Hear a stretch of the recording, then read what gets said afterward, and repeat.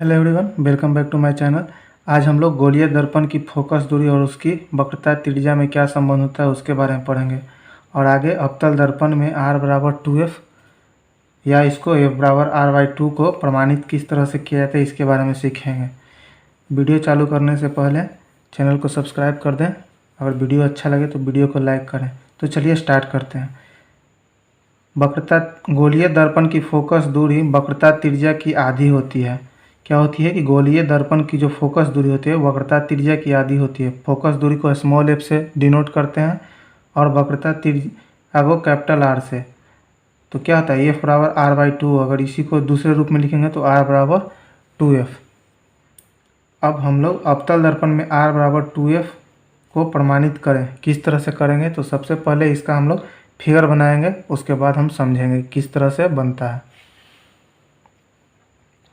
सबसे पहले फिगर क्या है कि एक गोलीय दर्पण है, अवतल दर्पण। उसमें यह मुख्य अक्ष और यहाँ मुख्य अक्ष के समानांतर एक किरण गुजरती है जो मुख्य फोकस से होकर गुजरती है। तो इसी को हम लोग देखेंगे। जो हम फिगर में है उसी को हम लोग स्टेटमेंट के रूप में यानी कथन के रूप में लिखते हैं। तो देखिए क्या लिखेंगे।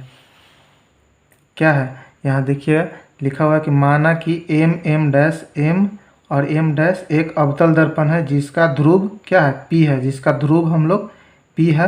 वक्रता केंद्र c है, वक्रता केंद्र c है। मुख्य फोकस f है, मुख्य फोकस f है तथा प्रधान अक्ष pc है, pc है जो प्रधान अक्ष है। ab एक आपतित किरण है, ab एक आपतित किरण है जो प्रधान अक्ष pc के समानांतर तथा निकटवर्ती है। यानी कि ये भी एक आपतित किरण है जो पीसी के समानांतर और निकटवर्ती है, जो परावर्तन के बाद मुख्य फोकस एफ से गुजरती है, जो परावर्तन के बाद मुख्य फोकस एफ से गुजरती है। यानी कि जो भी फिगर में उसी को स्टेटमेंट में लिखना है। उसके बाद क्या है कि अब जो है आगे उसको समझिए। दर्पण की त्रिज्या BC, यहाँ BC क्या है, दर्पण की त्रिज्या दर्पण के B बिंदु पर अभिलंब है, दर्पण के B बिंदु पर अभिलंब है। परावर्तन के नियम से होता है। पीछे हम लोग पढ़े थे कि परावर्तन का क्या होता है, आपतन कोण परावर्तन कोण के बराबर होता था। Angle I equal to angle R। Angle I क्या है, ABC बराबर हो गया एंगल CBF का। CBF एंगल R का है।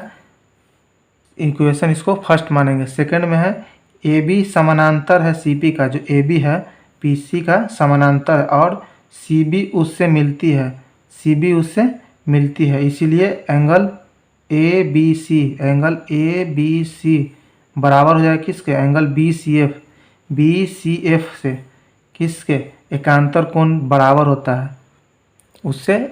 समीकरण 2 हो गया। अब समीकरण फर्स्ट में सेकंड का मान रखने पर क्या होगा। समीकरण फर्स्ट क्या था, angle ABC equal to CBF। अब ABC के जगह BCF रखेंगे, BCF इक्वल टू CBF। तो BF बराबर CF क्या हो जाएगा, सम्मुख भुजा, जिसको हम लोग समीकरण 3 मानेंगे।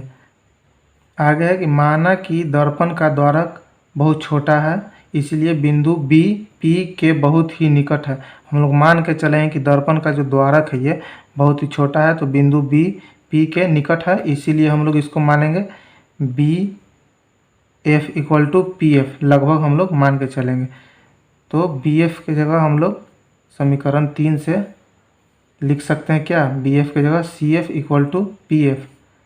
तो CF के मतलब C से F, CF क्या हो जाएगा, टोटल PC में से हम लोग PF को माइनस कर देंगे, PC में से PF को माइनस करेंगे इक्वल टू PF। अब यहाँ PC है, PC को इधर ही रहने देंगे, माइनस PF है, बराबर के दूसरे साइड जाएगा तो प्लस PF हो जाएगा। तो PC इक्वल टू 2PF हो जाएगा। PC क्या है, इसको हम लोग वक्रता त्रिज्या बोलते हैं जो कैपिटल R से डिनोट होता है। तो PC equal to capital R और PF है, तो PF को हम लोग मुख्य फोकस बोलते हैं। तो मुख्य फोकस को हम लोग स्मॉल f से यानी फोकस दूरी को हम लोग स्मॉल f से डिनोट करते हैं, इसलिए R बराबर 2F, F बराबर R/2। यही प्रमाणित करना था। तो आज यहीं तक। वीडियो अच्छा लगा हो तो लाइक करें और अपने दोस्तों के साथ शेयर करें। अगर आपको कोई प्रॉब्लम है तो आप कमेंट भी कर सकते हैं। तब तक के लिए धन्यवाद।